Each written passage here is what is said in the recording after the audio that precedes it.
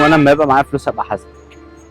يا رب بس ما اكونش جاي عليكي بس، وتكون دي عزومه مراكبيه ولا حاجه. عادي يعني. الله يبارك لك يا ستك. اسمك يا ست الكل؟ محمد. الله يخليك يا محمد ويرزقك. الله يبارك لك. تقف هنا بقالك كتير يا ام محمد؟ احنا هنا فين ده؟ احنا هنا في حي الجامعه؟ ان شاء الله. قدام القريه الاولمبيه دي. ها؟ ربنا يرزقك ست الكل. هاي ست الكل. فين نعناع؟ لا دي حاجه بسيطه.